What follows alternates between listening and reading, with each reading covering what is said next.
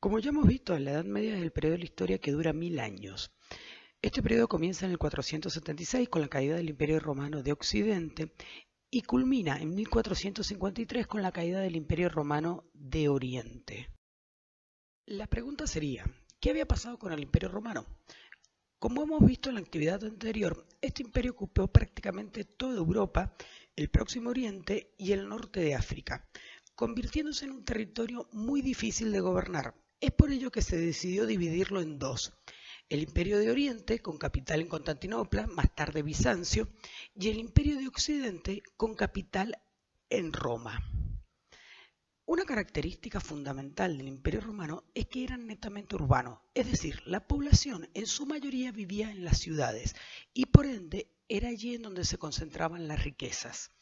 Había una población rural que era escasa y era la que se encargaba de la agricultura para alimentar a las ciudades. Al norte del Imperio Romano de Occidente se encontraban los pueblos germanos, también llamados bárbaros. Se los llamaba así porque no hablaban latín ni griego, consideradas lenguas cultas, por lo que lo bárbaro era sinónimo de inculto. Los germanos van a sufrir la presión de los hunos, quienes se encontraban en un proceso de expansión hacia el oeste, lo que llevó a que los pueblos bárbaros cruzaran los límites del imperio.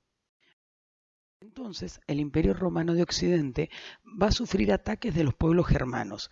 Estos ataques se van a producir sobre todo en las ciudades, ya que allí se concentraban las riquezas. Ante el temor, los habitantes de las ciudades se trasladan al campo, por lo que se produce la ruralización de la población. Finalmente, Roma cae en manos de los ostrogodos en el 476. Entonces, los distintos pueblos germanos van a formar varios reinos en lo que había sido el Imperio Romano de Occidente.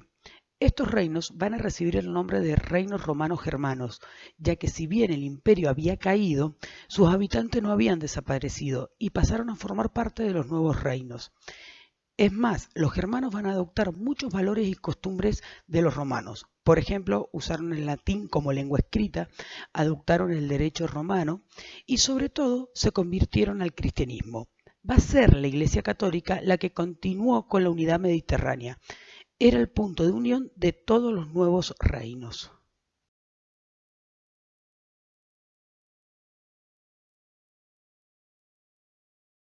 Pasado el tiempo, estos reinos van a sufrir nuevos ataques de otros pueblos bárbaros, como los vikingos, los eslavos y los sarracenos, entre otros, en los que se llaman las segundas invasiones bárbaras, que a diferencia de las primeras van a ser ataques periódicos de saqueo, lo que vuelve a generar una gran sensación de inseguridad y va a dar inicio al feudalismo.